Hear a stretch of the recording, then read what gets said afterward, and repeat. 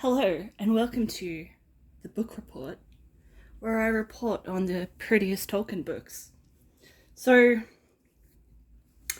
the first one, which I think is my favourite that I own, is this one. This is the first edition. First. It does have someone's name, but it's like the first one ever made. And this one's worth a couple hundred. I got it from an op shop. The map, of course. It comes with a giant map that's so big I have to unfold it off screen. But yes, it comes with a map. I think this one's really cool. Because it's so old. And like without the dust jacket, it's really pretty. That's the only really fancy Silmarillion I have because they're all really expensive and I don't have the money to buy expensive books. This is the Mex one, which is really funny because I didn't mean to steal this. My sister borrowed it, and then because I'm spicy brained, I forgot it where I put it, and then we just paid for it. But it's funny because you can actually see when I started reading, because it's like, 2007, there's a couple of people checking it out. I think that's when that was me. And those are all me. That's very special. I mean, you can get versions of, this is one of my favorite things in my collection. It's this really pretty version of Lord of the Rings. And I got this in the op shop. No, my brother got this in an op shop. It was like $3. But the cool thing is, they've all got art on the front that's like really pretty and pink and cool. But they all line up. So that's really cool. That one's really hard to find. So if you can find it, that's the one of the Ballantine editions, which in my opinion it's amazing. My brother was literally in an op shop. And he bumped into me and he looked over and he's like, "Oh, here's your birthday present." I was like, "Oh my God." So that one's really pretty. They can go there. And then as for the ones that Christopher Tolkien wrote, I don't have them all. The Children of Hurin is a really beautiful book, but it's a really fucking depressing story.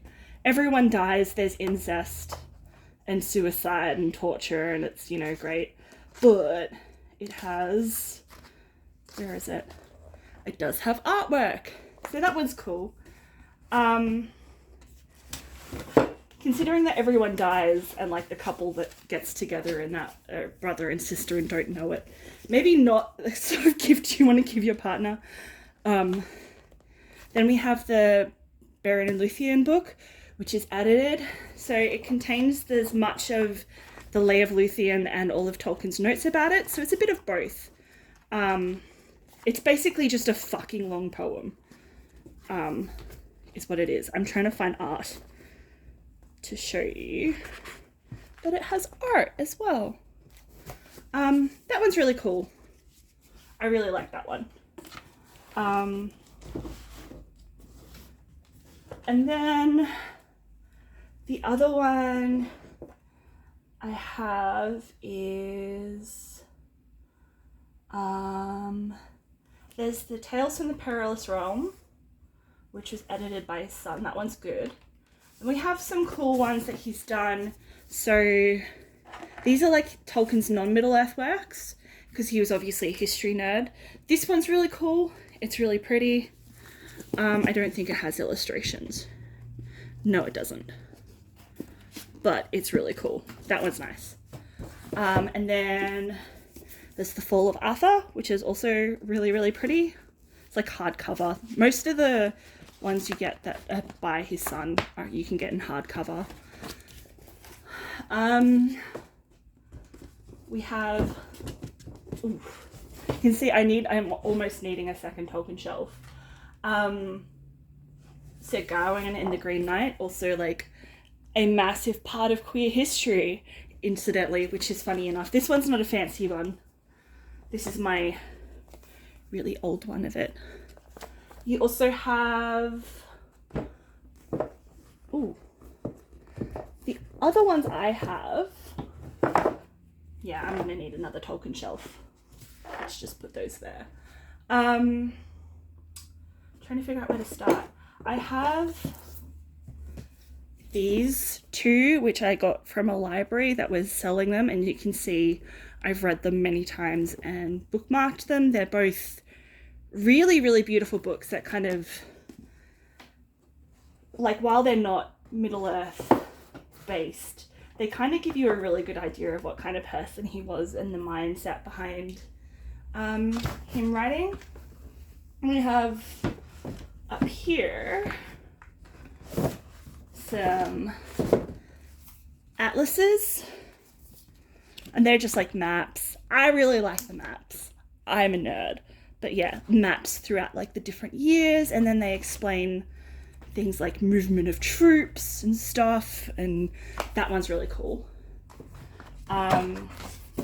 Avoid Anything by David Day. Someone bought me this book, and I feel awful. But David Day, he made up a whole ton of stuff, and he's kind of really an unethical person. But someone gave that to me, so I can't get rid of it. I would happily burn it sacrificially. And then this one's pretty good. This is The Places That Inspired Middle-earth. This is a hardcover. This was also a gift. But it's like super, super nerdy stuff with like information. I love that one. I just bought this one. I haven't read it yet, but it's really pretty. I'll probably start reading this soon. But it's like science, nerdy stuff, and Tolkien. But yeah, I think, as I said, avoid anything by David Day if you want anything legit. He does have his kids' books as well that he wrote, which are really cute. I have these. They're really old. I think they might be first editions. But yeah, there's, what's this one? Yeah, so it's like this one's commentary and letters. Yeah, so it really depends. I think, like, if you want to get a couple of books, like there's Beren and Luthien, The Children of Hurin. There's also The Fall of Gondolin.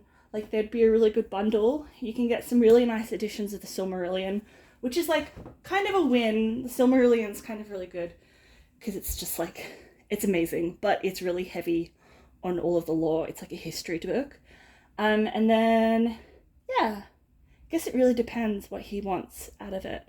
As I said, the histories of Middle-earth are really cool, but they're like top tier nerd level cool. Because it's a lot of it's not a narrative. It's kind of dry.